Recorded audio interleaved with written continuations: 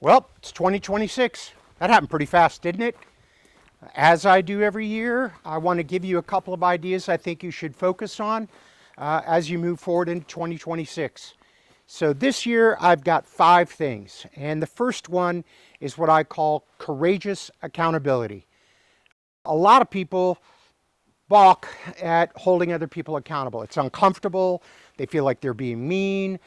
They don't want to create conflict or have a difficult conversation. And that leads to allowing mediocrity, which is unacceptable. So this year, what I need you to do, and even if you're doing it, do it at a better level, is first of all, is be exceedingly clear in your expectations. It's hard for people to be successful if they don't know what success looks like. So that's step one. They got to know exactly what you're going to hold them accountable for. Now, if they aren't doing that well, the next step is to have a direct, honest, caring conversation with them that basically what you're saying is, I believe in you. I know you can do a great job. We've set high standards here. You understand the standards. You're not reaching them. So let me give you some coaching and help and support and do everything I can. But let's remember this. Accountability is not punitive. Accountability is belief in people and their ability to perform at a very high level of excellence.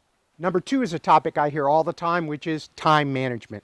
And the truth of the matter, there is really no such thing as time management. It's priority management. Priority number 1, delegation. Here's a really important phrase for you to remember. Only do the work that only you can do. Anything else, delegate it. And delegate is not getting rid of it. Delegating is what builds your team. It shows your confidence in them. It allows them to grow their skills. This is about using your time for the highest leverage, making sure that you're spending time on the right stuff. And speaking of right stuff, is taking some time daily to reflect, to think, to do some reading, some studying. So there should be time every day set aside for doing a little self-improvement and then reflecting on how are things going, how am I doing, am I being the kind of leader I want to be, how's the organization being. And if you tell me you're too busy to do that, then something's going wrong. You're not delegating enough, or you're not saying no to enough things, but you've got to. This is not self-learning, and being on top of this is not wasting time. It's a leadership responsibility. Speaking of responsibility, I think in the world we live in now, with stress and anxiety and pressure and all kinds of things going on, that as leaders, we have a responsibility to take care of our people and to help them with their mental health. And not only have I seen this in the clients I'm working with, but the research is clear that people are struggling. I mean, you see it. Everybody's struggling. I'm struggling. It's hard, which means 2 things. As I just said, you have a responsibility to take care of your folks, to get them help, to maybe take some of the pressure off, reduce some of the work they're doing. Not everything has to be done right now, so that they can have time to catch their breath a little bit, and encourage them to ask for help, to do what's necessary to take care of themselves. Now I'm going to turn it around. You need to do the same thing. If you feel pressure and stress and lots of stuff's going on, which I imagine you do, take care of yourself. Take time, as I just said, to reflect. Find things that help you relax and calm down. And this is really, really important, if you're really struggling hard, ask for help. That's not showing weakness. That is being courageous enough to say, this is a little bit bigger than I can handle, and I need someone who knows how to handle these things better than I do to help me. Number 4 is one that there's just no escaping it, and that's artificial intelligence.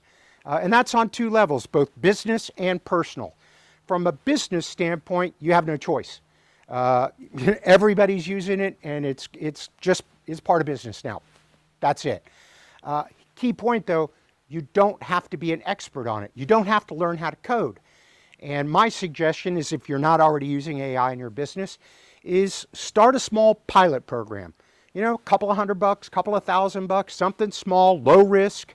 Find a process that you can maybe create some more efficiency, something that, and the key is here, that has an ROI. This isn't a toy.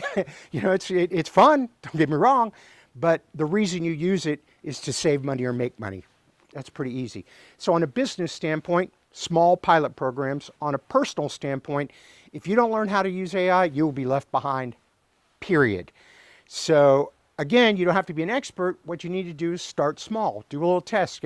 I use ChatGPT, and I've been using it actually since it was introduced, and I'm still iterating, figuring it out, learning things, how to prompt. But I can tell you right now, I could not go back and do my job the way I did it 3 or 4 years ago. I've got things that I use, analysis that I use AI for, and helping me put together reports and stuff that saves me 5, 8, 10 hours per project. So get in there, test it, use it. All you need to do is stay AI literate. And that's a key idea for this. And number 5 is a fun sort of dichotomy. It's the idea of speed with thoughtfulness. Urgency with intellectual rigor, moving fast, but not so fast that you get out of control. And I created a new framework this year for business excellence. And one of the elements of that is what I call focused innovation, which is figure out what you do really, really well. The handful, 3, 4 things you do great, and innovate like crazy there. Go fast, be agile, be nimble, be adaptable in an area that you know very, very well. And have the courage to say no to anything that doesn't match that. Don't get distractions. No shiny red ball, squirrel, and there's trees all around me. That isn't what I'm talking about. If the market demands you change, then I understand that. Otherwise, figure out what you're good at, focus on that, and be massively innovative there. So those are my 5 suggestions for 2026. I hope that you'll think about them, reflect on them, and maybe start to implement a few of those ideas. And I hope you find them helpful. And I wish you and your team and your family every possible happiness, good health, and success in 2026 and beyond. Take good care.